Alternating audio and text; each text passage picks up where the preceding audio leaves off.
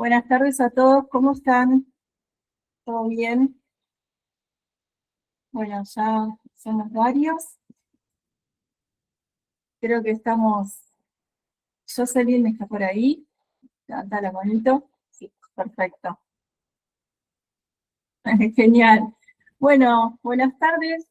Les agradezco, les doy la bienvenida a esta clase de medicina nuclear.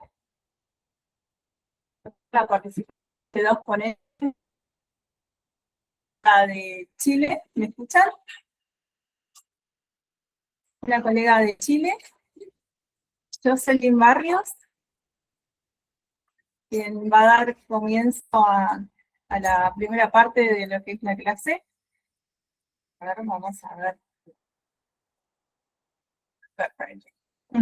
Tenemos algunas complicaciones técnicas, pero ya lo vamos resolviendo. Personitas. A ver, aguarden un segundito que admitimos y ya comenzamos. La clase va a estar grabada, ¿sí? Les aviso por si después quieren volver a verla. La clase va a estar grabada.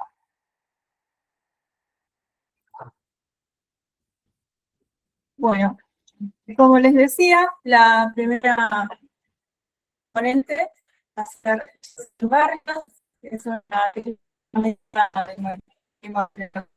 física médica de Chile, quien nos va a mostrar la primera parte de lo que es la introducción de medicina nuclear. ¿Ustedes me escuchan perfectamente?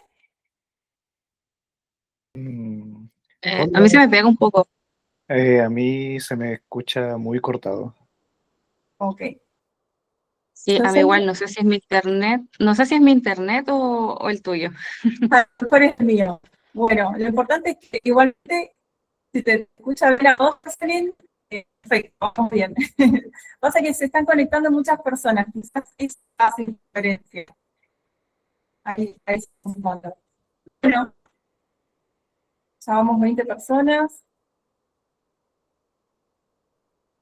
Aguardemos unos minutitos, ¿sí? Disculpen las demora. Ahí estamos. Bien, perfecto.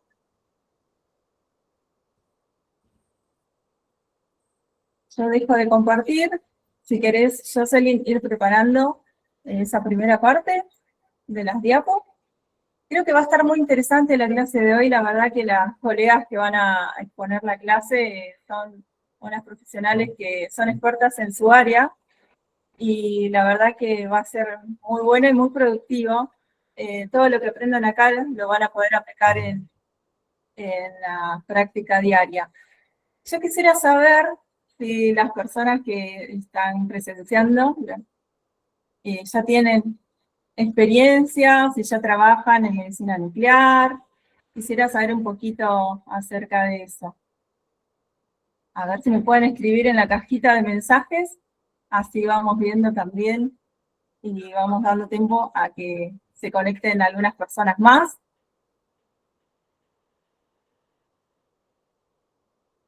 Si se escuchan, me pueden escribir en el chat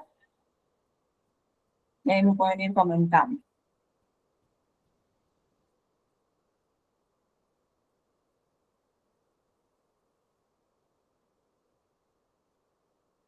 ¿Me escuchan? Bueno, quería saber si algunos ya trabajan en medicina nuclear, si están estudiando, más que nada eso. ¿De dónde me están viendo? Hola, ¿se escucha bien? Ah, sí, se escucha perfecto, Diego. Bien. Bueno, me presento, yo soy Diego Maldonado, soy estudiante que está a punto de egresar de la carrera, que acá en Chile se conoce como Tecnología Médica, con la mención de Imagenología y Física Médica. Bueno, yo no tengo nada de experiencia, pero me ha gustado mucho el área y acá en la zona donde yo vivo, es bastante reducido lo que es medicina nuclear. De hecho, hay un puro centro que atiende desde que lo que es Punta Arenas hasta Valdivia, si mal no me equivoco, que es el centro donde está mi profesora. Y hace poco tenemos una clínica donde tenemos la modalidad de PET-CT, Ajá. pero acá en la zona está de a poco llegando lo que es PET. Pero Principalmente mi motivación es que me gusta harto el área.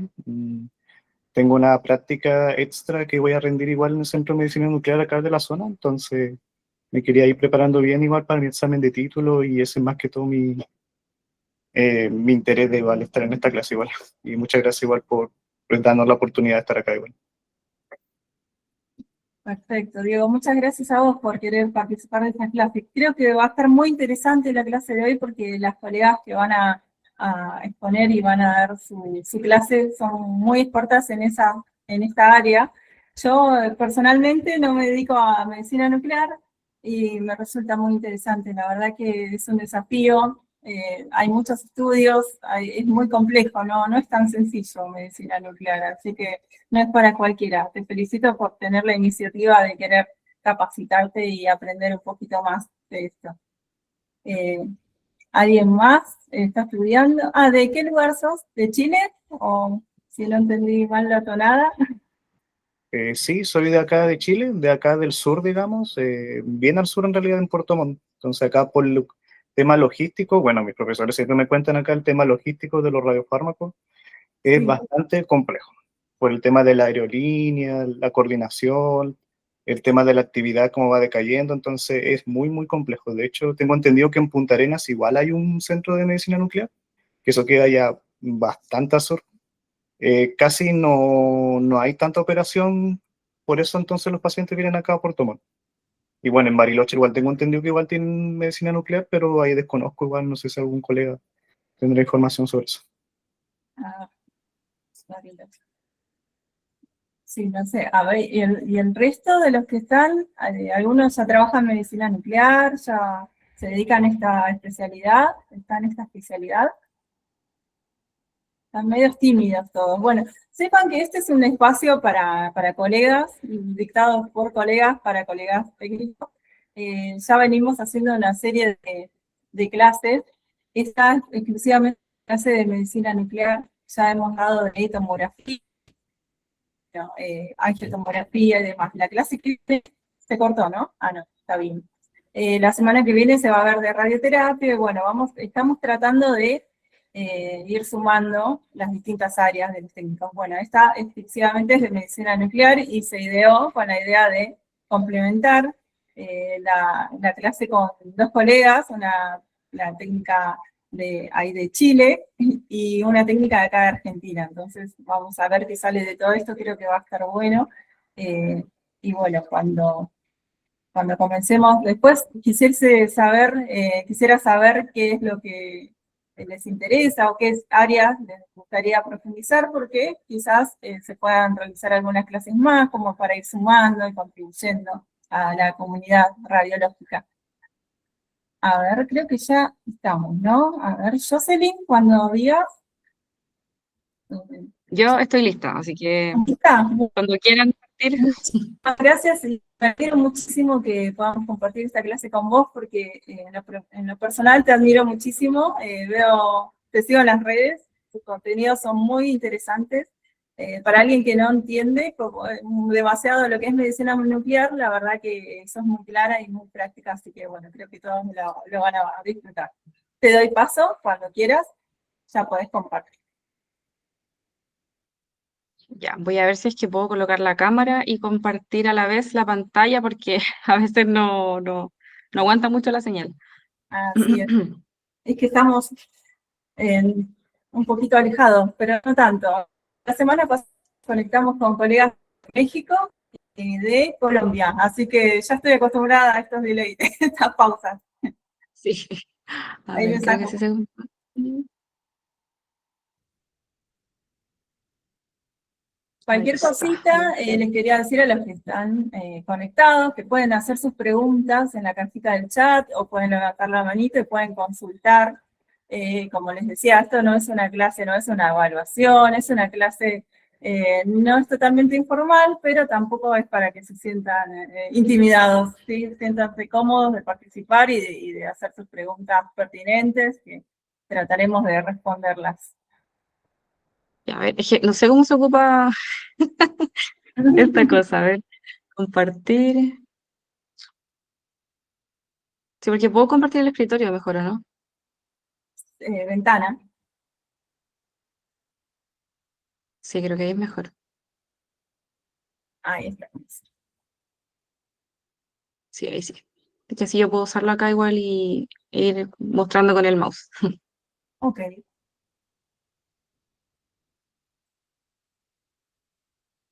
Ya, bueno, entonces vamos a comenzar. Mi nombre es Jocelyn, soy tecnóloga médica de imagenología y física médica, que lo que es acá en Chile, lo que sería en Argentina el técnico, solo que acá es universitario. Y esta presentación enfoca todo lo que es la física, la preparación del paciente, cómo debe venir, cómo debe ser el examen y también las principales utilidades del PET-CT. Ya, todo con un lenguaje muy básico, con un lenguaje muy para que cualquier persona que no sepa el tema pueda entenderlo. Ya, a mí no me gusta mucho cuando uno se pone a explicar cosas muy técnicas porque no se entiende nada, ¿ya? Así que para comenzar, vamos a explicar qué es la medicina nuclear, ¿ya? La medicina nuclear nos muestra todo lo que va a ser la distribución de un radiofármaco en el cuerpo, ¿ya? Los radiofármacos, la mayoría de los radiofármacos tiene cierta afinidad por algunas células, ¿ya? Por eso es que hay diferentes y o sea, cada fármaco tiene su función diferente, vemos diferentes patologías. Entonces, de lleno, ¿qué es PET-CT? Ya cuando uno se pregunta, o los mismos pacientes se preguntan, oiga, señorita, ¿y este examen qué es? La gente no entiende mucho, pero en teoría es una tomografía por emisión de positrones más una tomografía computarizada. Ya en este mismo examen podemos tener las dos modalidades que finalmente se fusionan. Ya en esta imagen podemos ver que en este equipo general, en la mayoría de los equipos creo que es la misma distribución, primero está el anillo del CT y luego en la parte posterior está el detector del PET. ¿Ya? Ahí como se puede ver un poquito en la imagen de arriba.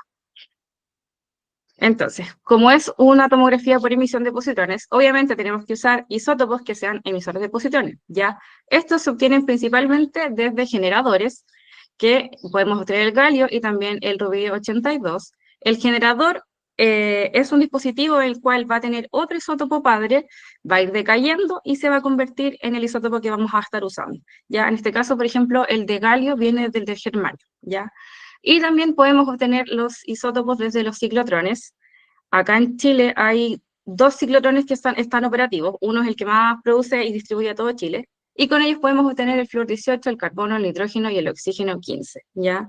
El que más se usa obviamente es el flúor 18 por todas las características que tiene. Entonces, ¿qué son los radiofármacos? ¿Ya? En teoría es una parte radioactiva, ya que en este caso sería el flúor, el carbono, ya que va a estar unido a una molécula que va a ser la que le va a ayudar a este isótopo a llegar a los tejidos que quiere, ya. Esta molécula va a llegar entonces a los tejidos diana, ya. Por ejemplo, tenemos el flúor 18-FDG, PSMA, el galio 68 dotatate, ya, etcétera. Y así es como se presentan los radiofármacos que se producen en un ciclotrón, ya en estos viales viales. Entonces, de manera muy gráfica, supongamos que esta es la parte de la cabeza de un paciente que está tomándose un PET. Este es el anillo y todo lo que ven para afuera son los rayos gamma que van saliendo del paciente. Ya, si hacemos una lupa, de manera física, el flúor 18 ya está inyectado en el paciente y va a ir decayendo en oxígeno 18. Al ir decayendo en oxígeno 18, va a ir eliminando positrones, ¿ya? Y estos positrones que ya van a estar en los tejidos diana de los pacientes, van a ir chocando con los electrones y se va a producir una aniquilación, ¿ya? Esta aniquilación, ¿qué va a pasar con ella? Va a liberar dos fotones gamma que deben ir en direcciones opuestas, en 180 grados, y que van a llegar a los detectores, ¿ya? La energía que tienen estos fotones gamma son de 511 kiloelectronvolts. Lo ideal es que todos sean de la misma energía y todos lleguen en 180. Pero esto muchas veces no pasa. ¿Y por qué no pasa? Por las características que tienen los pacientes, los mismos pacientes, o por efectos físicos también. Entonces, cuando los fotones llegan a los detectores, se les denomina coincidencias, ya llegaron los dos a detectores diferentes en 180 grados. Lo ideal es que estas coincidencias sean en 180, como les decía, y se denominan verdaderas, ¿ya? En este caso, esta figurita representa la aniquilación, y un fotón se fue hacia esta dirección y el otro acá. Y llegaron en 180, ¿ya? También están las coincidencias dispersadas, que en teoría este debería haber seguido hacia allá, igual que el otro, pero por cosas de la vida se dispersó y perdió su trayecto y se terminó angulando y cambiando dirección, ¿ya? También están los fotones que se atenúan. Uno solamente llega y el otro obviamente va perdiendo su energía, no alcanza a llegar al detector. Y también están las aleatorias, que son de 2 aniquilaciones, solamente llega, por así decirlo, uno de cada uno. Primero llegó este acá y luego llegó este acá. ¿Por qué pasa eso? Porque el detector, el equipo, tiene una ventana de tiempo para poder aceptar estas coincidencias. Ya no podemos aceptar todo el rato las detecciones porque en realidad no tendríamos una imagen que fuese diagnóstica, ¿ya? Entonces, las coincidencias deben llegar al detector dentro de una ventana de tiempo de 6 a 12 nanosegundos, ¿ya? Lo ideal es que siempre haya más coincidencias verdaderas que todas estas otras, ¿ya? Estas otras coincidencias solamente producen ruido, producen menos resolución en la imagen, ¿ya? Entonces, ¿qué es lo que detecta toda esta radiación? Los cristales, ¿ya? Los cristales son los que hacen casi todo el trabajo, ¿ya? Lo ideal es que los equipos PET obtengan cristales con una alta densidad y con un alto número atómico efectivo, ¿ya? Y también que a la vez produzcan harta luz y que tengan alta velocidad de respuesta. En esta tablita de abajo podemos ver que hay diferentes tipos de detectores, que están los de germanato de bismuto, también los de oxyortosilicato de lutecio, y si se fijan, por ejemplo, el liso, tiene una gran producción de luz, que es del 80 en comparación, por ejemplo, con el germanato de bismuto, que tiene solamente 15. Ya, lo mismo con el tiempo de centelleo, en lo que demora en producir luz, este tiene mayor y este tiene menos, ¿ya? Ahí las empresas juegan un poco con estos detectores que le colocan, por ejemplo, inteligencia artificial a los que tienen menos producción de luz y así, ¿ya? Entonces, sabemos que PET tiene su lado CT, pero yo siempre a todo el mundo le pregunto, porque allá donde trabajaba recibíamos estudiantes, siempre les preguntaba, chiquillos, ¿cuál es la función del CT en el estudio? Una es la correlación anatómica, ¿ya? El escáner nos va a permitir saber dónde justo está esa captación que vemos en la imagen, ¿ya? Por ejemplo, aquí, en la zona pélvica de este paciente, ¿qué vemos? Una, vemos la vejiga, y segundo, también podemos ver que tiene lesiones en el útero, ¿ya? Si yo tuviese solamente este MIP, ¿qué pensaría que es eso? Podría también confundirlo con la vejiga, podría pensar que es una lesión que no fuese del útero, etc. O que en qué parte del útero está exactamente. Entonces nos va a permitir correlacionar anatómicamente. ¿Ya? Y la otra función que tiene el PET, o sea, perdón, el escáner en el PET, es corregir la atenuación de los fotones. ¿Ya? Cuando hacemos un PET, el equipo nos entrega 2 imágenes. La primera, hasta que ven al lado de la derecha, que dice sin corrección, es la imagen bruta, por así decirlo, y tiene muchos artefactos, como pueden ver. Si se fijan, tiene el paciente un borde como si estuviese remarcado con un plumón, tiene mucho ruido por fuera, y no se logra observar qué estructuras anatómicas son estas, ¿ya? Si se fijan acá, en la otra imagen que dice con corrección, ya podemos ver que no hay ruido por fuera, que si se dan cuenta podemos observar a simple vista que esto es el hígado, ya hay un poquito más de correlación, ¿ya? ¿Cómo pasa esto? Como sabemos que en CT se trabaja con las unidades Hansfield, el equipo transforma estas unidades Hansfield y las lleva a un coeficiente de atenuación lineal con la energía que tienen los fotones, ¿ya? Para que me entiendan, sabemos, por ejemplo, que, no sé, cierto órgano tiene, no sé, 300 unidades Hansfield. Esto le va a decir al PET, oye, mira, ¿sabes qué? Todo este órgano completo tiene esa densidad, ¿ya? Porque volviendo a la imagen de atrás, si vemos aquí en el hígado, los fotones o la estructura del hígado que está más cerca de los detectores o que está más al externo del cuerpo, tiene mucha más cantidad de fotones que la que está acá. ¿Ya? ¿Y por qué? Porque estos fotones que estaban aquí tuvieron que atravesar mucho más tejido, muchas más estructuras para poder llegar y se atenuaron, ¿ya? En cambio, estas que están por fuera, no. Entonces, ¿qué es lo que hace? Toma la avenida Hansfield del hígado, por ejemplo, y le dice, ¿sabes qué? Esto no solamente tiene esta cantidad por fuera, sino que en toda la estructura y homogeniza toda esta captación. Entonces, ahí está el mismo gráfico, hace como una... es como proporcional a la unidad la cantidad de captación que va a tener. Entonces, yéndonos ya a la preparación del paciente, no andando tanto en la física, ¿qué necesitamos para poder agendar un paciente? ¿Ya? Estos son los pasos a seguir que ustedes deben tener, no sé si ya trabajan, no sé si están estudiando, pero lo ideal es que siempre un paciente, cuando llegue al centro, ya sea por teléfono, de la manera que sea, siempre venga con su orden médica clara, que venga con su diagnóstico, porque muchas veces los médicos no escriben el radiofármaco que quieren, solamente colocan, por ejemplo, cáncer de recto. Entonces yo tengo que saber que el cáncer de recto se estudia con este radiofármaco y no con este otro, ¿ya? Fecha de tratamiento. También es muy importante que los pacientes que son oncológicos tengan ciertas pausas posterior a las terapias. Por ejemplo, los pacientes en quimioterapia deberían esperar de 3 a 4 semanas antes de realizarse un PET, ¿ya? Para radioterapia serían de 9 a 12 semanas y para inmunoterapia ahí va a depender un poco del tratamiento que ellos tengan, ¿ya? También es importante preguntar sobre enfermedades de base, si son diabéticos, insulino dependiente, hipertensos, si tienen algún tipo de mieloma múltiple, etc. Y también es importante preguntar si son alérgicos a algún medicamento o desde ya al medio de control.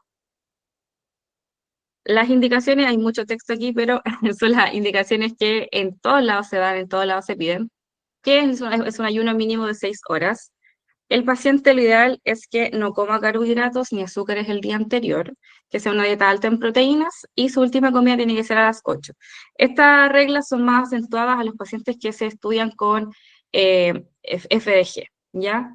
Los diabéticos siempre se suspende la metformina y los pacientes que son insulinodependientes no se pueden inyectar insulina el día del examen, ¿ya? Lo otro, no deben realizar ejercicio. Y el día del examen tampoco pueden asistir con joyas metálicas, obviamente. Una, porque se les pueden perder, y dos, porque a veces los aritos, qué sé yo, los piercing pasan desapercibidos y a uno también se le olvida decir que se los saquen, ¿ya? Entonces uno está tomando el scout y, oh, salió el piercing. No pueden pasar frío tampoco el día anterior del examen y, obviamente, nuevamente preguntar por la alergia que tenga. No debe venir acompañado de niños, obviamente, por la radiación, las embarazadas, y lo ideal es que no vaya con muchas personas, ¿ya? Que pasa mucho, a veces van los abuelitos y llevan a toda la familia. Lo ideal es que los demás no se irradien, ¿ya? Y lo otro importante, si es que el paciente se ha hecho exámenes previos, que los lleve, si se ha hecho PET sobre todo, para que el médico pueda ir comparando y viendo el progreso. Entonces, el día del examen, los pacientes llegan con toda su preparación, la que le habíamos dado el día anterior o los días anteriores, y se les realiza una encuesta con todos sus antecedentes, ¿ya? Siempre es importante preguntar las cirugías, los tratamientos que se ha hecho. En tratamientos va todo lo que es quimio, radio, inmuno, hormono, tratamientos con isótopos radioactivos, etcétera. Lo mismo, alergias, enfermedades, etcétera. Se le explica el examen, porque mucha gente no sabe a lo que se va a enfrentar, y se firma el consentimiento informado del examen, ¿ya? El paciente también se cambia su ropa, se desviste, a veces se solicita que traigan pijama, a veces se le coloca bata, la verdad, como ellos prefieran, como ellos estén cómodos, ¿ya? Lo otro importante también, el día del examen, medir y pesar al paciente, ¿ya? Se sabe mucho que el paciente oncológico varía mucho de peso, ¿ya? Un mes puede pesar, no sé, 80 kilos y el otro ya puede haber bajado de peso de forma considerable. Entonces es importante siempre pesarlos. ¿Y para qué? Para poder dosificarlos correctamente, ya para poder darle la actividad que ellos realmente necesitan. ¿Ya? Lo otro importante en caso del FDG, medir la glicemia capilar, que esta no puede superar los 200 miligramos por decilitro. Pasa mucho que los pacientes no se preparan bien, que no siguen las indicaciones y llegan con hiperglicemias de 300, 250, etc. Entonces es importante siempre darle bien las indicaciones, que si no el paciente no las logra entender, comunicarse con otro familiar, etc. ¿Ya? Y lo último que se hace al momento de ingresar al paciente es la colocación de la vía venosa. ¿Ya? ¿Para qué? Para inyección de radiofármaco y también para la inyección del medio de contraste. Y una vez que ya está listo, pasa a un box donde va a estar mucho, mucho más cómodo. ¿Ya?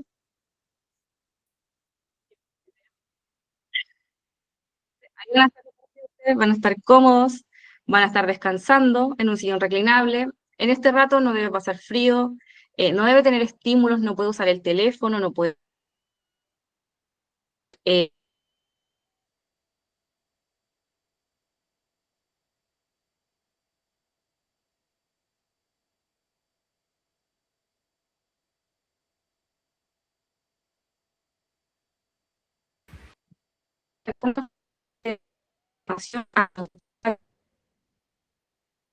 los pacientes, ¿ya?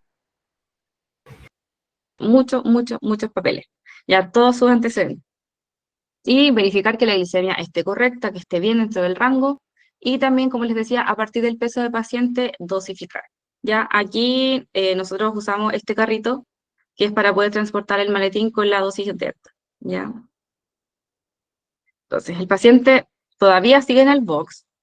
Entonces, nosotros fuimos con nuestro carrito a inyectar. Y el minuto 0 es la inyección del radiofármaco. ¿Ya? Los radiofármacos tienen un tiempo de captación mínima de 45 minutitos, ¿ya? Entonces, se inyecta el radiofármaco, el paciente espera durante el box de estos 45 minutos, espera sin estímulo, relajado, ¿ya? Y antes de pasar al examen, lo enviamos al baño. ¿Al baño a qué? A orinar, ya que orine lo más que pueda porque hay muchos radiofármacos que tienen eliminación renal, ya, y si el paciente estuvo tomando agua o estuvo con suero, va a tener una vejiga del porte de una pelota, entonces no queremos que esté eso. ¿Por qué no queremos que esté la orina ahí? Porque si viene por alguna lesión que esté cerca de la vejiga, puede ocultar lesiones, ya puede que no se observen con claridad, entonces lo ideal es que la vejiga esté lo más pequeñita que se pueda. Y cuando ya son los 45 minutos, ya está listo para adquirir las imágenes y pasarlo al equipo. Entonces, una vez ya entramos a la sala del PET, acostamos al paciente, le tomamos el topograma. Ya, igual que como estuviésemos en una tomografía, le tomamos el scout para poder programar. En los equipos, en la mayoría de los equipos, al momento de planificar el PET, también se planifica el CT. ¿Qué quiero decir con planificación? Que se van a establecer los límites superiores y también los inferiores. ¿Ya? Yo por maña mía, siempre planifico primero el PET y luego planifico lo que es CT. ¿Ya? Y no hay mucho que planificar, así que, ¿por qué planifico primero el PET? Porque los PET se planifican por detectores, ya por camas. Un detector, para que me entiendas, es una cama. Entonces, esta va a ser mi primera detección, luego la segunda, la tercera, y cada detector va a cubrir más o menos unos 16 centímetros del paciente. Y entonces yo primero quizás voy a partir por aquí, luego acá. ¿Y qué quiere decir esto? Que aquí va a estar 1 minuto y medio haciendo detecciones, luego que termine este 1 minuto y medio, va a pasar a este siguiente segmento del paciente, otro 1 minuto y medio, y así, ¿ya? Entonces, como les decía, yo primero planifico el PET, su límite superior, su límite inferior, y, por ejemplo, si yo quisiera dejar hasta aquí nomás la adquisición, esto no se puede, ¿ya? Porque no puedo cortar un detector a la mitad. No puedo decirle, oye, solamente cúbreme 8 centímetros. No se puede. Sí o sí tiene que ser la detección completa, ¿ya? Y hay muchos equipos que ahora también, por los movimientos del paciente, sobre todo en la respiración, que la respiración es la que es normal, en reposo, no está en apnea, el paciente está respirando normal. Obviamente hay movimiento del diafragma, movimiento del tórax, movimientos intestinales. Y esta cama que ustedes ven aquí, que es la 4 que dejé en rojito, es la cama que se elige para poder hacer el motion free, que significa que va a ayudar a corregir estos artefactos que quedan en el hígado, o sea, perdón, en el diafragma, el hígado también, por el movimiento de respiración. ¿Ya? Entonces se hace, por ejemplo, si estás de 1 minuto y medio, se hace el doble de tiempo para compensar todos los movimientos que hizo el paciente. Porque ¿qué hace el motion free? Solo toma adquisiciones cuando está inspirando, ¿ya? O algunos equipos cuando deja de respirar. Entonces, yo ya planifiqué mi PET, ahora planifico mi escáner, que en realidad es lo mismo, el mismo límite superior, el mismo límite inferior, y solamente preocupémonos de adquirir lo necesario, ¿ya? Si bien este scout quedó largo, yo no voy a adquirirle hasta las rodillas a la paciente porque no es necesario, ya en muchas patologías no lo es. Entonces, siempre adquirir lo justo y necesario. Por eso yo les decía que quizás podría haber cortado la adquisición un poquito más arriba, ¿ya? Eh, pero no. Entonces, si te fijan, aquí yo hago que calce mi adquisición de superior con mi límite inferior y iniciamos el examen, ¿ya? Entonces, el TAC que se toma siempre es helicoidal, se toma una fase venosa entre los 60 y 75 segundos y la arterial va a depender del centro donde ustedes trabajen, si es que toman arterial o no, y va a depender también de la patología. Ya si es algo obviamente hepático, algo renal, sí o sí tiene que llevar su fase arterial, ¿ya? Y durante la adquisición del TAC al paciente no se le da ninguna indicación, no se le dice tome aire y aguántelo o tome aire y bótelo, sino que el paciente respira de forma normal, ¿ya? Entonces, seguimos en el equipo, cuando ya estamos en la adquisición del PET, como les decía, la adquisición es cama por cama. En la mayoría de los protocolos es desde los pies hacia la cabeza, o sea, en este caso desde los muslos hacia la cabeza. ¿Y por qué? Por lo mismo que hablábamos recién de la orina, que la orina se elimina por o sea, la orina se elimina por la vejiga, ¿ya? No queremos que empezar por arriba porque ya vamos a tener hartos minutos. Por ejemplo, son 7 minutos hasta que llega a la vejiga. No nos sirve, la vejiga ya va a tener mucha más orina, que si empezamos por acá abajo, que va a ser 1 o menos de 1 minuto, ¿ya? Y lo mismo, no se le da ninguna indicación al paciente, lo que sí siempre se le recuerda que no se mueva, que no mueva la cabeza, que no mueva los pies también. ¿Por qué? Para que la imagen realmente coincida, que la imagen al fusionarla pegue correctamente. Pasa que hay muchos pacientes inquietos o que tienen movimientos involuntarios y mueven la cabeza, mueven más que nada la cabeza, ¿ya? O respiran muy agitados y se observa mucho artefacto en la zona del tórax y el diafragma. Tengo una pregunta, Jocelyn. ¿Se suelen Diga, hacer bajo sedación o en niños? eh, ¿O cómo en esos casos?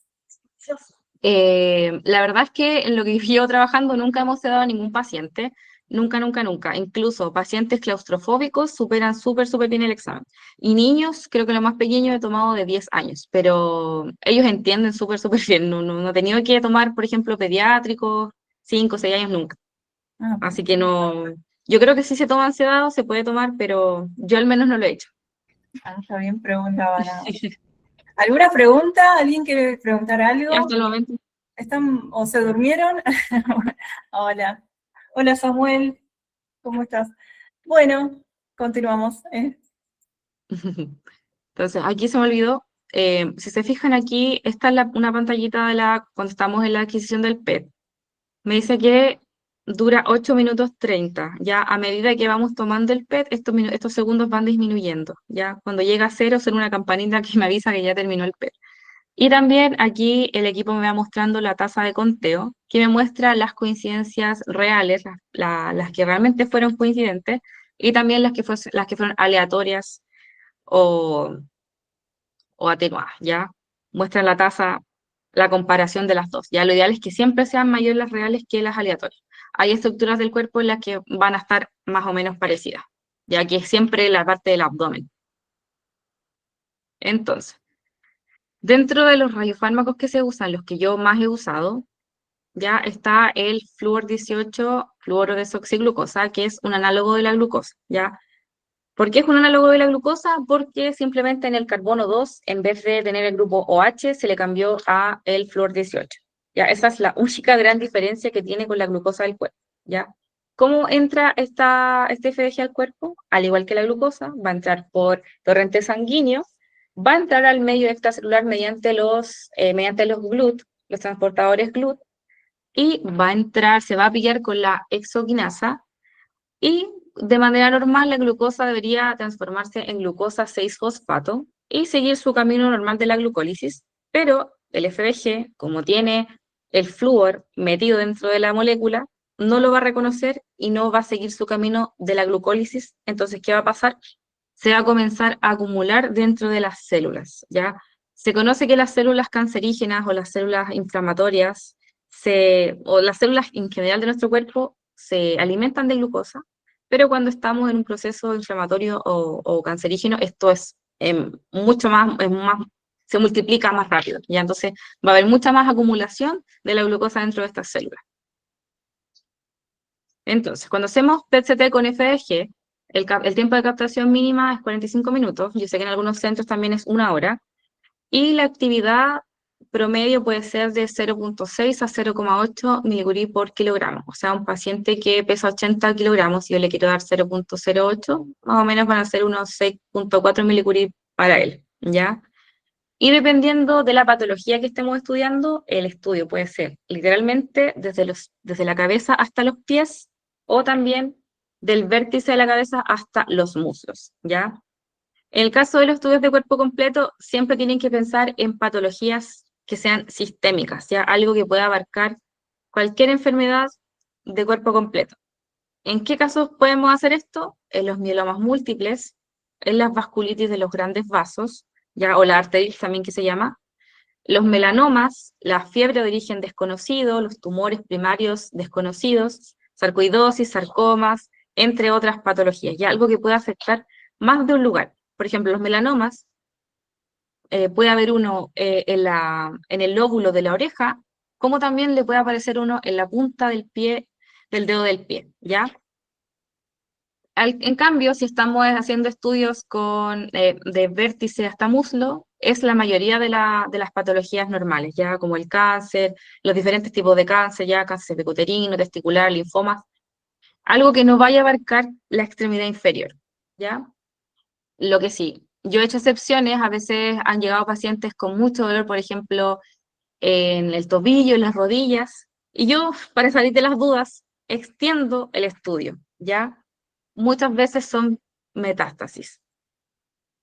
Entonces, las captaciones normales de este radiofármaco es importante sabérselas para saber qué es lo patológico, ¿ya? Hay muchas variaciones a veces, por ejemplo, eliminación intestinal, etcétera, pero las normales siempre, obviamente, el cerebro es uno de los órganos que más consume glucosa, ¿ya? Glándulas salivales, el anillo de Waldeyer, tiroides, corazón, ¿ya? El corazón igual es un poco variable, a veces hay algunos pacientes que se les marca mucho más el ventrículo izquierdo que a otros, y se les marca mucho, el vaso, el riñón, hígado, y también obviamente la vejiga, ¿ya? Vejigas así como esta, lo ideal es que no sean, que lo ideal es que sean mucho, mucho más chiquititas.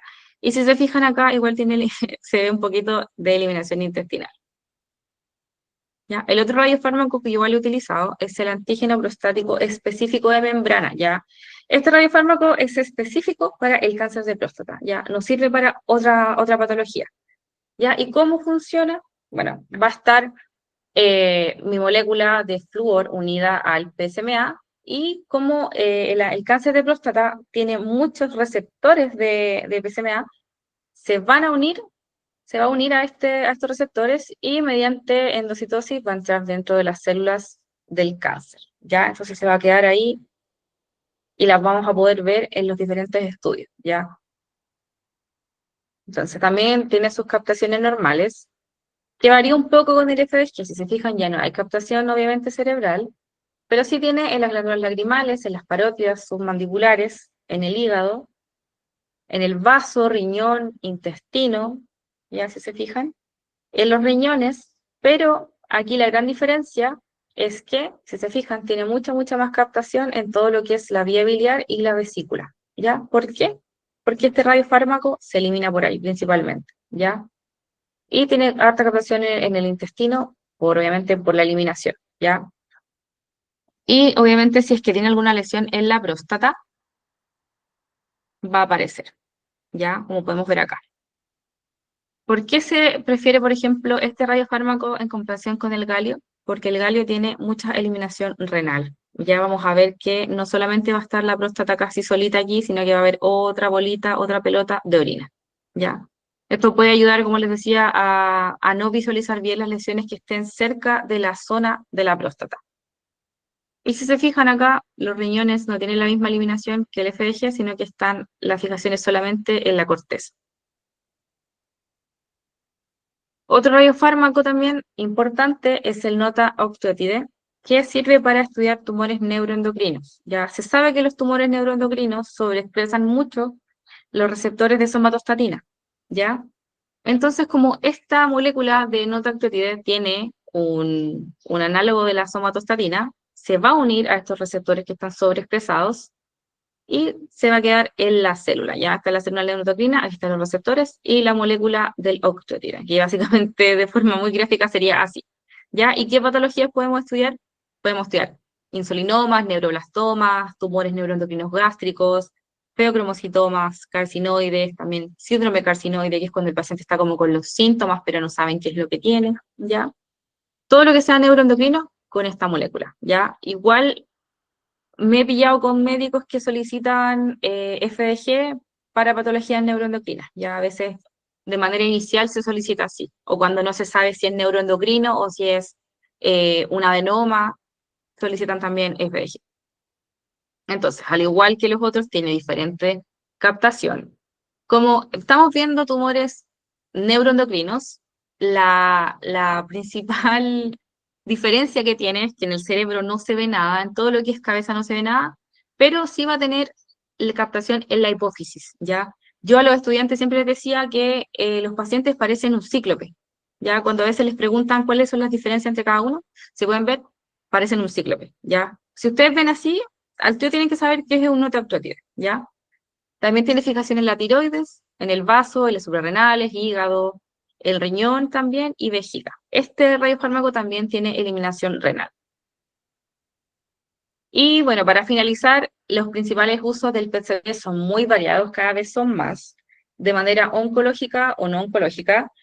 Y bueno, de manera oncológica, los pacientes les sirve mucho para su etapificación cuando recién están partiendo todo esto, para retapificar también un paciente que ya haya tenido un cáncer, que se haya curado, por ejemplo, que se haya mejorado y vuelve a caer, ya retapificarlos. Para evaluar el tratamiento, un paciente que esté con quimio, para ver si es que esa quimio realmente mejoró su estadio, si es que ya le curó del cáncer, ya, etcétera. También para planificar tratamientos, para ver si es que esto se puede tratar con inmuno, para ver si es que esto se puede tratar mejor con radio, o si es que se puede operar, o hacer un tratamiento adyuvante o no adyuvante, etc. Y también sirve mucho para la planificación de radioterapia. Ya los radioterapeutas pueden, a partir de la lesión, del sub de la lesión, poder planificar de manera quizás más puntual lo que sería el tumor, porque hay tumores que a veces no tienen el mismo comportamiento, puede que sea una lesión un poquito más agresiva la que esté en la puntita que la que esté quizás en el centro del tumor, ¿ya? Entonces sirve para contornear, para poder proteger órganos también en radioterapia. Otro uso importante es evaluar la extensión de la enfermedad. Ya muchas veces podemos tener, no sé, un cáncer de mama, ya que le hicimos o sea, le hicimos una mamografía, le hicimos tratamiento quizás, pero solamente nos quedamos con eso y no supimos si es que la enfermedad se había extendido hacia otra parte. Muchas veces el TAC solo no ayuda realmente a ver cómo están las células, ya no ayuda quizás con la resolución de la imagen en lesiones pequeñitas. Entonces, esto nos ayuda a ver si es que esa enfermedad ya se extendió hacia los pulmones, si es que ya se extendió a la parte ósea también, ¿ya? También para la evaluación de recidivas, ver si es que el cáncer le volvió al paciente. Detecciones del primario desconocido. Esto se solicita bastante. Hay muchos pacientes que llegan por tumores de primario desconocido, que se sabe quizás el secundario, pero no el origen, ¿ya? Y también el PET nos ayuda para evaluar el fin de tratamiento, si es que esa persona ya no necesita algún tratamiento extra o si es que ya realmente lo terminó por completo. Y saliendo un poquito de lo que es oncología, ya podemos estudiar patologías neurodegenerativas como Alzheimer, Parkinson, y también inflamaciones e infecciones que puedan estar asociadas al cuerpo. Ya muchos pacientes llegan también con fiebre de origen desconocido, no se sabe la causa, fiebre de varios días, entonces el PET también nos ayuda a saber realmente qué es lo que está pasando con ese paciente. ¿Ya? Y eso, muchas gracias por su atención. Y quise hacerlo muy express porque es mucha información y no quería abarcar tanto rato tampoco. No sé si tienen dudas, alguna consulta.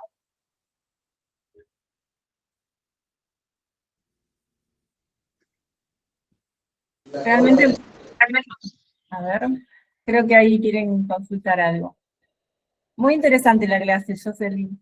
La verdad, no sabía Gracias. que se utilizaba para diagnóstico de otros tratamientos. Solo hacia Ay, a ver, oncológico. a ver, voy a dejar de presentar Bueno, para que no se me pegue. Ya, si un paciente se mueve, ¿se puede repetir una cama o se tiene que repetir todo el barrido?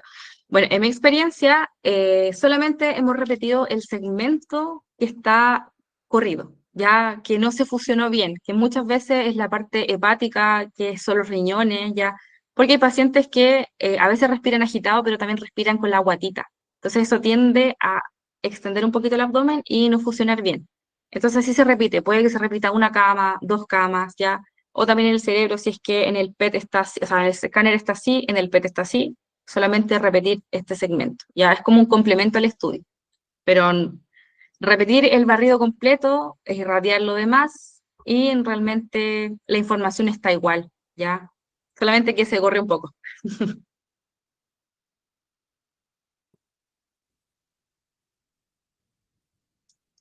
A ¿alguna ver, pregunta más? ¿qué complicación es la más difícil que he tratado? En qué sentido de complicación? Hay muchas complicaciones en medicina nuclear, partiendo que aquí en Chile hay solamente un centro que produce radiofármaco para todo Chile, ya muchas veces ese ciclotrón falla y ningún centro de Chile tiene radiofármaco, ningún paciente pueda realizarse su PET, entonces esa es una complicación que nos ha pasado, explicarle al paciente qué es lo que pasó, que perdió su hora, que perdió su viaje, es complicado eso, pero no sé si no sé si te referías a eso, a una complicación con algún paciente, O sea, no quizás se sé. refiere durante lo que mayormente podemos decir la administración de este, o incluso al momento de adquirir la imagen. Quizás sea eso.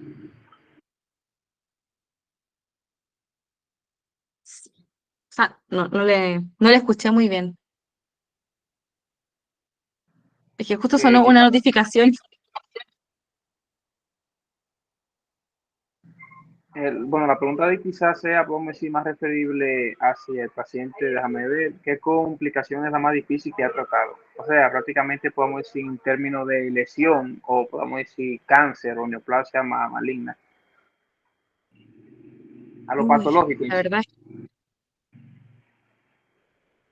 escucha, yo creo que niños, es difícil ver pacientes pediátricos en oncología. Eh, Uno igual, uno es humano, uno es humano también, a uno le duele quizás ver esas cosas, pero también me ha tocado ver mucho cáncer ya con mucha metástasis ósea, eh, que tú sabes, aunque suene feo, que tú sabes que quizás son sus últimos días, no lo sé. Entonces, como que para mí eso ha sido muy complicado quizás de poder como canalizar, porque uno igual es humano, uno está en la parte profesional, pero igual para mí es un poquito complicado eso. Pero no sé si esa es la pregunta de Diego.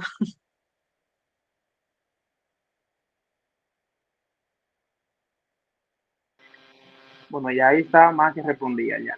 Ahí ya le diste un detalle en sí de la complejidad más Sí. completa que ha tenido.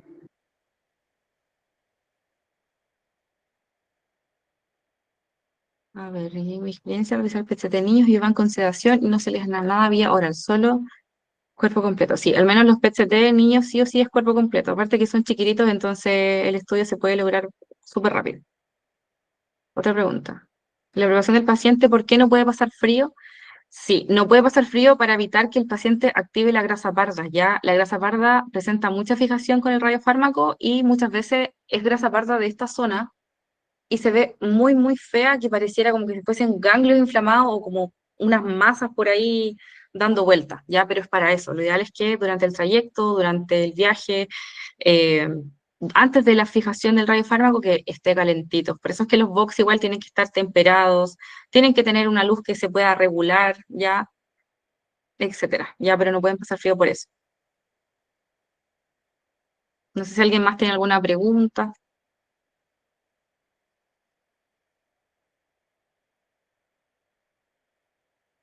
o algún comentario. Yo hablo muy rápido. Vamos, anímense, que esto es una clase muy importante que genera muchas preguntas. Buenas tardes, les saludo a Diego Quintanilla. Hola. Solo con una duda, muy bonita clase y muy entendible. ¿Cuántos años de experiencia y a nivel patológico o de pacientes fue lo más difícil para aprender de su persona? Bueno, yo igual no tengo tanta experiencia. Yo realicé mi internado en medicina nuclear, mi práctica clínica, y llevo trabajando en PET desde que fue mi primer trabajo ya. Llevaré como 1 año y 5 meses más o menos trabajando en PET, pero el lugar en el que estuve primero hacíamos PET casi todos los días. Es un centro dedicado a eso, entonces lo que hice realmente todo el tiempo fue PET. Y en cuanto a patología, uy, la verdad no lo sé cuál ha sido más complicada, porque finalmente nosotros no interpretamos las lesiones, nosotros nos dedicamos netamente a lo que es adquisición de los estudios. Entonces, mm, no sé, quizás yo creo que lo más complicado de PET y de imagenología en general es hacerle entender al paciente el examen, hacerle entender que por qué él va a estar con radiación en el cuerpo, qué le va a pasar, ya qué es lo que tiene que hacer después del examen. Es como un poquito complicado explicarle, pero más que nada eso. Me he topado también con pacientes alemanes que no hablan español, pacientes sordos, pacientes ciegos, ya ahí es un poquito más, se pone un poquito más compleja la situación. Pero en cuanto a patologías, yo encuentro que todos llegan con una patología fea. Nadie va a hacerse un PET-CT porque no tiene nada. Nadie se hace un PET-CT preventivo, que tampoco es recomendable. Así que no sabría decirte si hay una patología en específico que sea más complicada que otra. Ok, le agradezco, muy amable. Ya.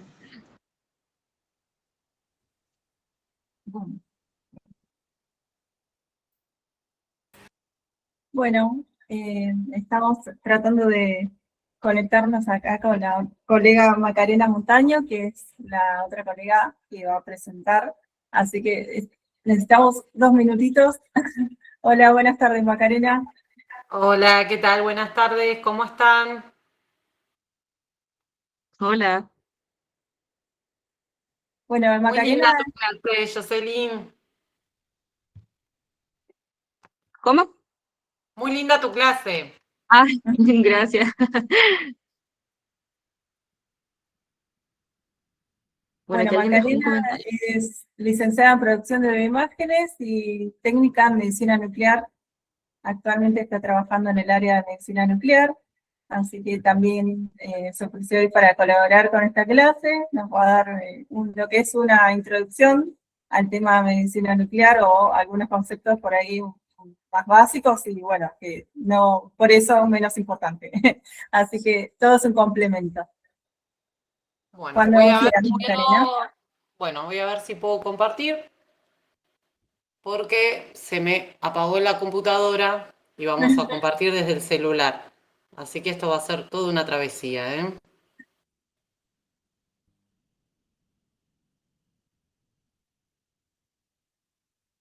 A Cosas ver. que pasan. Sí, imprevistos. Imprevistos, bueno.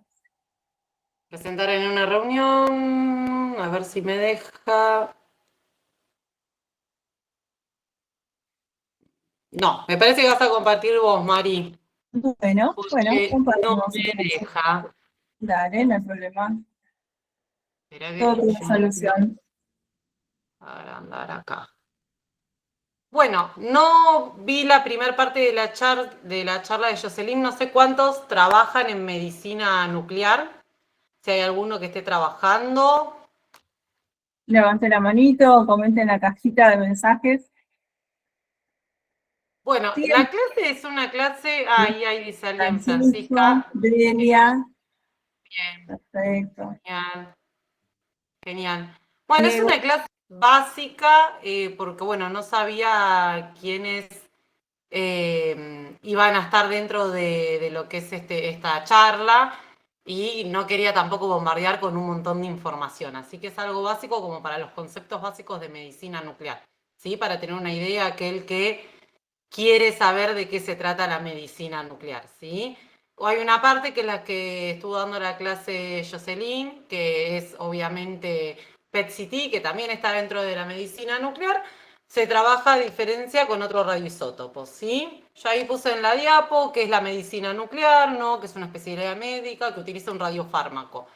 El radiofármaco está compuesto por un radioisótopo y por un fármaco, por eso se denomina radiofármaco, ¿sí?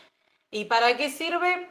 Para lo, como dice ahí la diapo, que se introduce una vía metabólica, o sea, sigue una vía fisiológica. Queremos ver algo, cómo está funcionando y utilizamos el radiofármaco, ¿sí?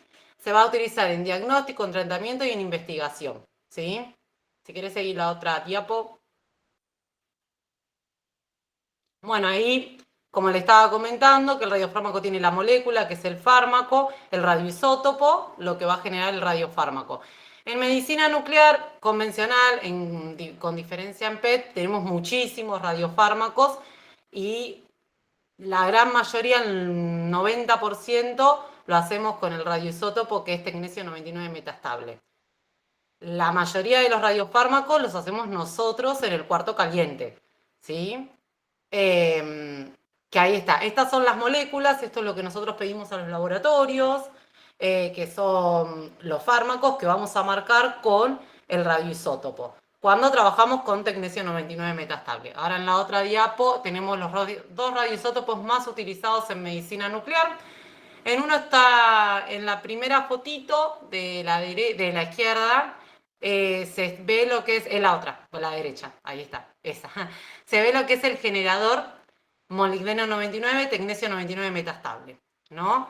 A nosotros nos traen los generadores de los laboratorios y somos nosotros que eluimos ese generador y obtenemos así el radioisótopo, ¿sí? Que es el tecnesio 99 metastable. La otra, antes de la otra diapo, Mari, porfis. Ahí está. Y los otros son el iodo 131, que ahí mostré en dos versiones. La de arriba es una solución y el de abajo es una cápsula, ¿sí? También a veces se utiliza iodo 131 marcado con otra molécula, que no lo puse acá en la diapo. Se utiliza mucho para tumores neuroendocrinos. Es uno de los menos frecuentes que utilizamos, pero se utilizan también y se suelen pedir ya, o sea, esos vienen ya del laboratorio marcados, o sea, nosotros no tenemos que hacer más que inyectarlos, no hacemos con esos radiofármacos, con los de iodo 131.000. Con el iodo 131 en solución, sí lo solemos dar por vía oral y el de la cápsula también, ¿sí? Ahora si pasamos a la otra. Bueno, esa diapo lo que muestra es el mecanismo del generador, los componentes que tiene y cómo nosotros colocamos en un extremo la solución, en el otro un vial vacío y de esa manera recolectamos el tecnesio 99 metastable, la solución salina de tecnesio 99 metastable. Si quieres podemos pasar a la otra. Bueno, y acá muestra el cuarto caliente, que tenemos arriba es la pantalla fraccionadora, que es donde nosotros marcamos el radiofármaco, agarramos los frasquitos liofilizados, los que tienen las moléculas, los que tienen el fármaco, y también agarramos la elución del radioisótopo y ahí generamos nosotros el radiofármaco dentro del cuarto caliente. También ahí se desechan todo lo que es el material radioactivo, todos los residuos que hemos generado del material radioactivo, y también ahí mismo tenemos el activímetro, que es con lo que vamos a medir qué actividad vamos a administrarle a cada paciente. En esta diapo lo que muestra un poquito es que, bueno, hay diferentes vías para administrar, que ya puede ser endovenosa, que puede ser vía oral, inhalatoria, intradérmica, y eso que dependiendo el estudio que vayamos a realizar y con el radiofármaco que estemos trabajando.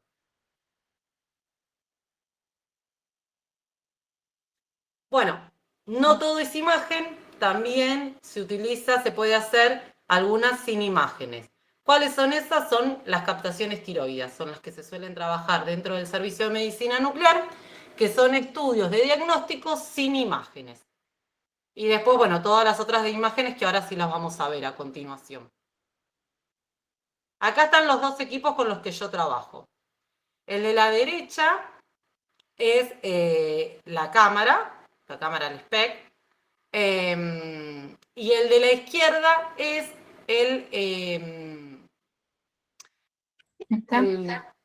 brazo captador, ahí está, me había trabado. El brazo captador, con ese de ahí de la izquierda, es con el que realizamos las captaciones tiroideas. Para reducirle más o menos, para contarle brevemente cómo es, el paciente toma iodo 131, pero una dosis muy baja. Estamos hablando de 80 microcurie. Sí. Y luego de esa dosis, a la hora, se le hace una toma de cuánto la tiroides captó de esa dosis, ¿sí? Y luego se lo vuelve a citar días subsiguientes al paciente. Durante 3 días se hace este estudio, toma una sola vez, pero durante 3 días vemos cómo está esa concentración de ese radiofármaco en la tiroides. ¿Por qué el yodo? Porque el yodo 131 se comporta igual que el yodo natural y es captado por la tiroides, que es lo que necesita la tiroides para generar las distintas hormonas, ¿no?, que se generan en ella. Bueno, ahí muestra una diferencia de lo que es en radiología y medicina nuclear, que en radiología el que emite los rayos X es el equipo, mientras que en medicina nuclear va a haber radiaciones gamma emitidas por el paciente. El paciente es el radioactivo y el equipo es el que capta esos rayos gamma, ¿sí? Es el que detecta esos rayos gamma y a través de eso forma una imagen. Bueno, acá mostraba un poquito los estudios dinámicos. Dentro de los estudios con imágenes que se pueden hacer hay dos clases, el dinámico y el estático. El dinámico es cuando lo hacemos, acostamos al paciente en el equipo y cuando le vamos a inyectar, administrar el radiofármaco, lo hacemos todo bajo el equipo. Y empezamos a adquirir imágenes desde el momento de la administración hasta que se elimina. ¿Y qué se quiere observar? Se quiere observar cómo se distribuye ese radiofármaco, cómo se concentra y cómo se elimina. Generalmente uno de los más solicitados es el radiorenograma, que lo que quieren ver es cómo este radiofármaco, que en este caso es un DTPA, llega a los riñones, cómo se concentra y cómo se elimina, ¿sí? De esa manera evalúan función, pueden saber si hay alguna estenosis o si hay alguna dilatación, ya que si hay una estenosis se utiliza furosamida, que es un diurético. Si hay una estenosis, por más que le demos el diurético, no va a eliminar ese riñón. Ahora, si hay una dilatación, cuando nosotros inyectamos el diurético en una parte del estudio, sí va a excretar. El diurético va a estimular un montón a que excrete ese riñón y ahí pueden diferenciar cuál de estos dos diagnósticos es. Esto es uno de los tantos motivos por el que se puede pedir un radiorenograma. También se puede pedir por trasplante renal. Cuando una persona va a donar un riñón, le piden también un radiorenograma para evaluar cómo están funcionando esos riñones. Si querés pasamos ahora al otro. Bueno, esto es una foto de un estudio que también es un radiorenograma donde muestra las curvas. Esas curvas que ven en color son, exactamente, ahí tenemos un riñón y ahí tenemos el otro riñón. Y hay diferencia entre, no, la curva de abajo celestita es. Y después al costado de la pantalla te da todos los indicativos de cuánto captó cada riñón, cuánto eliminó. Y básicamente lo que evalúan es eso. Y esas imágenes se pueden ver en forma de cine. O sea, lo vemos en forma de cine, digamos, dinámicamente, cómo va llegando y cómo se va excretando. Si querés pasamos ya a la otra imagen. Bueno, acá hay un estudio estático. Los estudios estáticos, a diferencia de los dinámicos, nosotros le administramos el radiofármaco al paciente y lo citamos en el horario, dependiendo de qué radiofármaco es, en un horario diferido a la administración, digamos. Y ahí lo que evaluamos es el radiofármaco en sí, pero ya en el órgano específico o en el lugar específico lo que estemos evaluando. Voy a explicar la imagen que hay, eso es un centellograma renal, que también se puede pedir por un montón de cosas, lo que se ve es la viabilidad cortical en este caso, ¿sí? Se puede pedir, no sé, infecciones urinarias a repetición, bueno, queremos ver si le quedaron cicatrices a ese riñón, listo. También se pide para saber la función renal relativa de cada riñón. Casualmente, bueno, este estudio se le inyecta al paciente, el radiofármaco se llama DEMSA, ese radiofármaco se concentra en la cortical renal, pero la mejor relación fondo-imagen es a las 4 horas. Así que al paciente se lo suele citar a las 4 horas posteriores a administración endovenosa. ¿Está Marta, bien? Sí. acá te hacen una preguntita. Dice, ¿cómo harían la evaluación en caso que el paciente tuviera riñones en herradura? Se hace igual la evaluación de riñón lo que es un centellograma renal.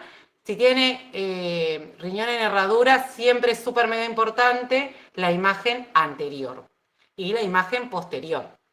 ¿Está bien? Porque después cuando se decide, cuando se hace dentro de un programa que tiene el equipo, lo que se hacen son unas ROI y de ahí también saca el porcentaje que tiene de concentración de ese radiofármaco cada riñón.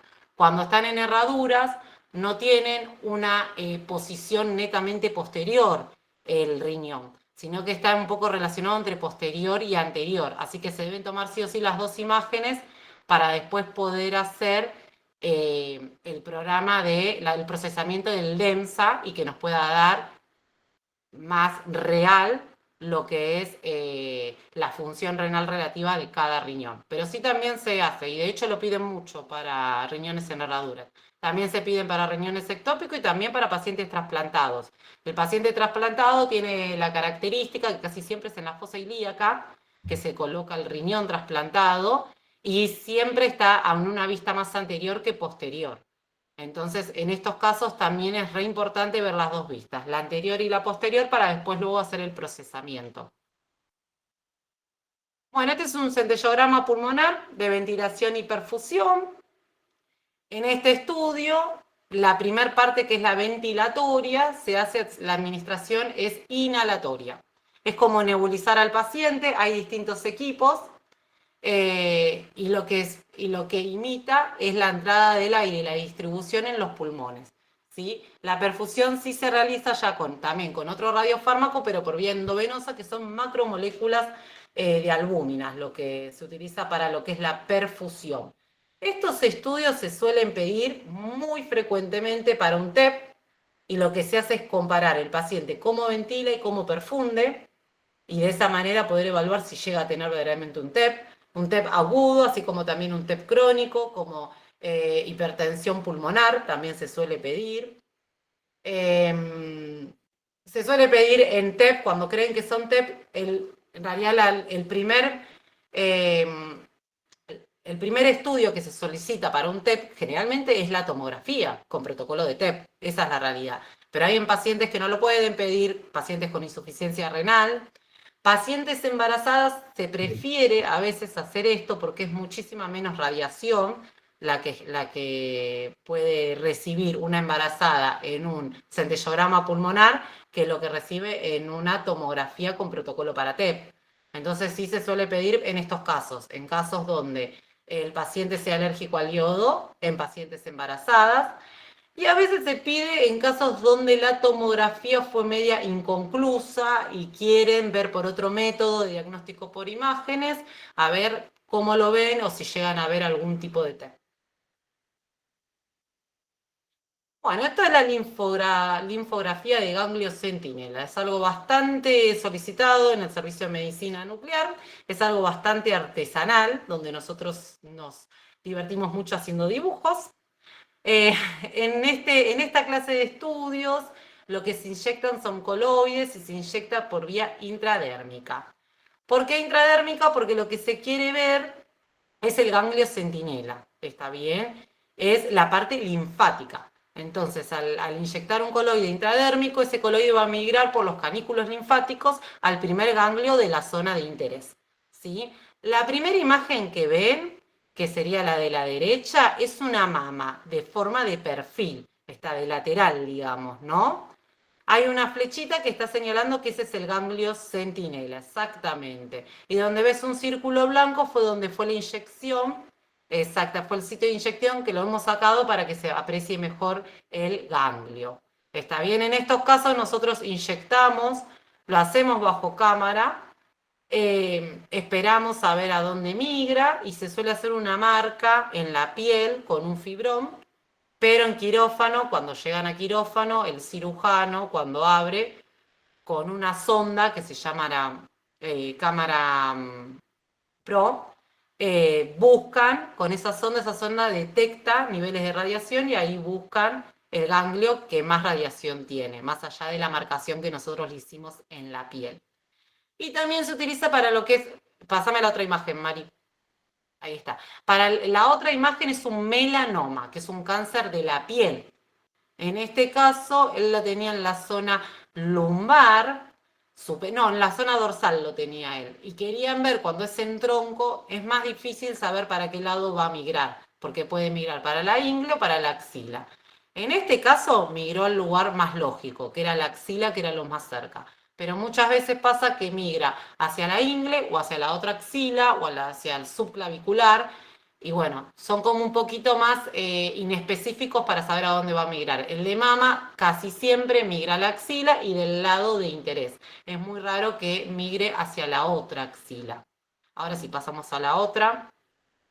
Bueno, centellograma de paratiroides. También es algo que se suele utilizar un montón, pero es un estudio que no es diagnóstico. Ya tienen hiperparatiroidismo diagnosticado por laboratorio y por otros métodos de imágenes como ecografía u otro tipo o historia clínica, tienen ya diagnosticado el hiperparatiroidismo. ¿Sí? Lo que quieren ver es si hay una parotidia que esté muchísimo más activa, ectópica, y dónde está. La primera imagen, que es la de la derecha, es de un paciente. Bueno, ese paciente lo que se le inyecta es un material que se llama MIBI, se le inyecta por vía endovenosa y se le saca. La primera imagen es a los 5 o 10 minutos después de haber inyectado. Y ahí vemos claramente la tiroides, que es lo que está en forma de mariposa, si lo ven. Exactamente, es esa, bien, Mari. Y la de abajo, exactamente la de abajo, esa es a las 4 horas post inyección, esas son las glándulas salivales, ¿no? Pero se nota que se lavó todo el radiofármaco y que no quedó nada de captación en las paratiroides. ¿Está bien? Así que en ese caso no hay un adenoma paratiroideo, ¿sí?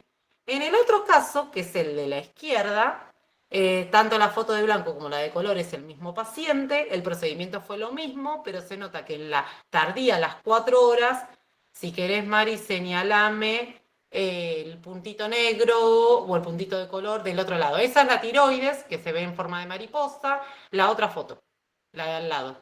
No, esa. La al lado, justo la del lado, para el lado izquierdo. Exacto. Más abajo, más abajo, más abajo. ¡Ay! Esa es la paratiroides. Y es lo que quieren ver. ¿Dónde está? Porque después va a cirugía. Y a veces pasa de que esté ectópico, de que pueda estar cerca del esternón. Entonces también es importante en estas tomas tomar no solo el cuello, sino un poquito más. Pero bueno, es otro de los estudios que se realiza en medicina nuclear. Si querés pasamos a la otra. Bueno, este es un rastreo corporal total de iodo 131, un paciente que se le dio 5 milicurie después de una abrasión de tiroides. Tenía cáncer de tiroides, el paciente le sacan la tiroides y lo que quieren ver es si quedan restos tiroideos en el cuerpo, ya sea en la tiroides, donde debería tener que estar la tiroides, a veces quedan restos de tejido, o en cualquier otra parte del cuerpo. En este paciente le fue bien, es negativo, todo lo que se ve de captación es captación fisiológica normal del iodo 131, que ahí estamos viendo.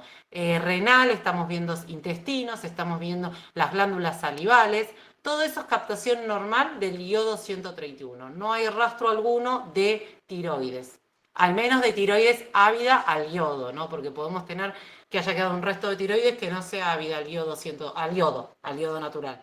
Pero en este caso, bueno, dio bien en lo que es el rastreo. Ahora, si querés, sí, pasamos a la otra. Bueno, centellograma óseo es el estudio, creo que uno de los más solicitados en medicina nuclear. Se pueden pedir por un montón de motivos. Tenemos una gran cantidad de pacientes que son oncológicos y que se piden para ver si tiene metástasis ósea, pero también se pueden pedir por fracturas por estrés, se pueden pedir para pacientes que tienen prótesis para ver si tienen aflojamiento o si tienen infección. Este radiofármaco se fija en los huesos, pero principalmente se va a fijar aún más en aquellos que se estén renovando, ¿sí? Que tengan una renovación constante. O que estén en algún proceso de infección también. O en aquellos que, si tienen una metástasis ósea, también es mucho más ávido este radiofármaco. En estos casos estamos viendo lo que es una captación normal, que se ve en el esqueleto, siempre se va a ver mayor captación en las grandes articulaciones, tanto rodilla, tobillo. Las crestas ilíacas siempre se ven más captantes porque están más cerca del detector. Pero es todo captación fisiológica normal. Y su eliminación es renal, por eso vemos vejiga. Si querés pasamos a la otra. Bueno, este es un centellograma óseo casualmente de una paciente de unos 60 años de edad que la habían operado, le hicieron reemplazo total de ambas rodillas. Al año de haberle hecho el reemplazo total de ambas rodillas, la rodilla derecha se infectó, se le sacaron la prótesis y le volvieron a poner otra prótesis. Cuestión que pasó un año todo esto y volvió con dolor la paciente.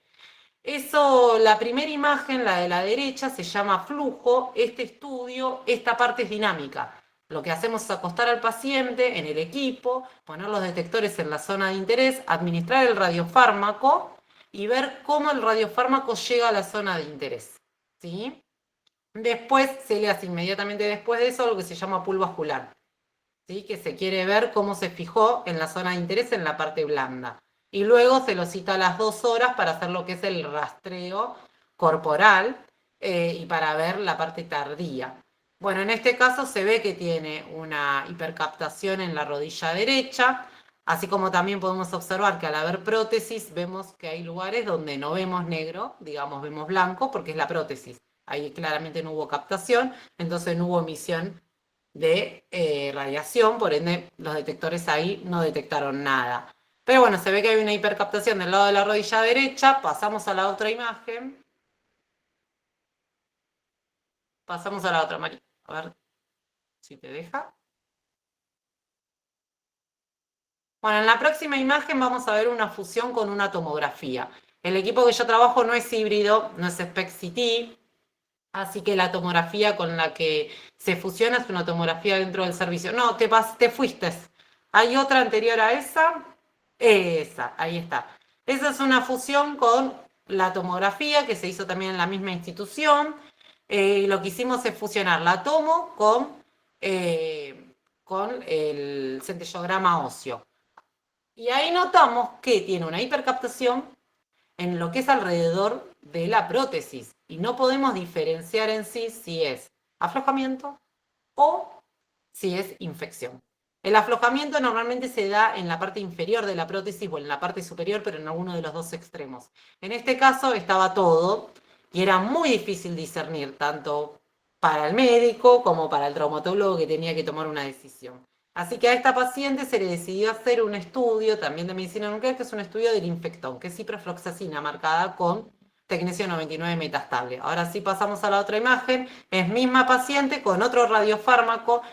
Vemos la primera imagen exactamente igual a la que expliqué anterior, pero esta vez con el radiofármaco que es ciprofloxacina, ¿no? Y ahí vemos cómo la distribución en la otra imagen es totalmente diferente. Ahí estamos viendo riñón un montón, estamos viendo hígado, pero no estamos viendo la parte ósea, claramente. Y seguimos viendo que la rodilla derecha tiene una hipercaptación también de ciprofloxacina, ¿no? Pasamos a la otra imagen. Se volvió a hacer la fusión, pero esta vez con el radiofármaco de la ciprofloxacina, y ahí también se evaluó que tiene infección. Que se terminó diagnosticando que la paciente tenía infección, aunque no se descartaba también que tenga un aflojamiento. ¿Está bien? Seguimos con la otra imagen. Bueno, y los estudios cardiológicos, que son los SPECT de perfusión miocárdica, son estudios muy frecuentes en medicina nuclear. Se suelen pedir por diversas cosas. Una de las que más se pide es por isquemia, para ver si hay isquemia. Son estudios largos que se realizan en 2 tramos, normalmente pueden ser protocolos de 2 días, protocolos de 1 día. Se ve al corazón cómo se tiñe con este radiofármaco en reposo y cómo lo hace en estrés. En estrés normalmente es haciendo un ecoestrés y en su máximo esfuerzo se le vuelve a inyectar radiofármaco y se ve cómo se fija ese radiofármaco en el miocardio. Lo que se quiere ver es eso, cómo está el miocardio, qué viabilidad tiene. Si hay partes que no captan radiofármacos porque esas partes están isquémicas. También puede haber una discrepancia entre el reposo y el estrés. Si el estrés da normal, es como que es un paciente un poquito mejor que si el estrés le da anormal. Pero bueno, son estudios también muy frecuentes que se suele trabajar siempre con cardiólogos nucleares. Y no sé si tengo alguna más. El centellograma para amiloidosis.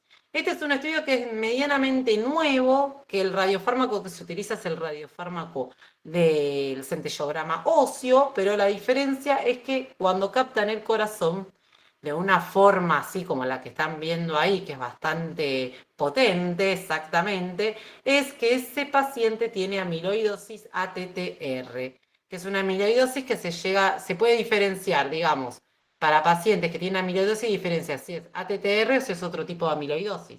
También es para sospecha de pacientes con amiloidosis. Pero bueno, fue un estudio que primero fue como hallazgo y después investigando y investigando descubrieron que esa captación del corazón, que no tendría que estar claramente porque no es un hueso, se debía al depósito de amiloidosis.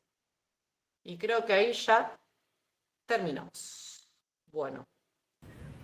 Intenté que no sea muy abrumador y que sea lo más sencillo posible. Si tienen preguntas. Muy clara tu clase. ¿Quieren hacer alguna pregunta? ¿Alguna duda? Gracias, Diego. Bueno, creo que quedaron atónitos. Samuel, excelente clase, te dicen. Bueno, igual que muchos trabajan ahí en medicina nuclear. ¿Por qué se inyectan radioisótopos? No hablamos, que el radioisótopo tiene un decaimiento, es un radioisótopo porque es un elemento inestable, ¿no? Y cuando decae, genera emisión gamma. Puede generar un montón, ¿no? Pero en este caso, en el tecnesio 99 metastable, genera rayos gamma de 140 keV, es la energía que tiene. Los detectores que tiene el equipo lo que hacen es tener una ventana energética. Entonces nosotros decimos qué energía queremos que recolecte como información. Y a esa energía es la que decimos que tiene que ser 140 keV. Más o menos 10%, pero 140 keV. Porque si nosotros no pusiéramos una ventana energética, no solo tendríamos los fotones de 140 keV, sino tendríamos fotones de distintas energías, que son los de frenado, los de dispersión, y la imagen no sería nítida ni clara. Eso en el tecnesio 99 metastable. El iodo 131 es un emisor beta positivo, se utiliza mucho para la terapia, pero también se utiliza para la imagen. ¿Por qué? Porque emite radiación gamma de 340 keV. Es muchísimo más energética que el tecnesio 99 metastable. Y para esto también no solo tenemos que acomodar la ventana energética para que recolecte esa cantidad de fotones de esa energía, sino también debemos tener que cambiar los colimadores para disminuir otros fotones que no sean esos, para frenarlos, que no lleguen a los detectores directamente. Perfecto. Buenísima la aclaración. Acá dice Javiera, dice buenas clases, agradecida. La verdad que, bueno, les gustó mucho, evidentemente. ¿Alguna pregunta más que quieran hacer? ¿Alguna duda? ¿Algún comentario? ¿Alguna sugerencia? Pueden, si no se animan a hablar, pueden escribir en la cajita de mensajes. No sean tímidos. Bueno, Maca, muchísimas gracias por tu clase. La verdad que las dos estuvieron muy buenas, cada una desde su perspectiva, y las dos aportaron muchísimo, muy clara la clase. Por lo menos para mí, que no sé, no soy del palo, del rubro, me pareció muy clara y muy didáctica la forma en que la dieron. Así que gracias. Muchas gracias, dicen acá Araceli. Así que bueno, Samuel, no sé, había dicho algo, había comentado algo por ahí. No. Fue una persona que comentó, pero creo que ya le dieron respuesta. Y es que él comentó, por ejemplo, cómo haría la evaluación en caso que el paciente tuviera riñones Eso ya lo enterrados. respondieron. Sí, eso ya Eso se está. respondió ya. Esa está más que clara ya. Acá no sé si creo que quedó en la anterior, no sé si llegó a responder, explicar el postproceso al momento de salir del estudio PET, creo que es del tema anterior, ¿no? Sí. Sí, quizás ya lo respondió. Bueno, gracias Delia. Próximamente Delia va a dar una clase de mamografía, mastografía, así que, bueno, vamos a seguir con estas clases. Muchísimas gracias, queda grabada, así que los que quieran después la pueden solicitar. Y bueno, muchas gracias por compartir esta tarde. Chao. Concluimos. Un beso. Chao, saludos a todos. Gracias.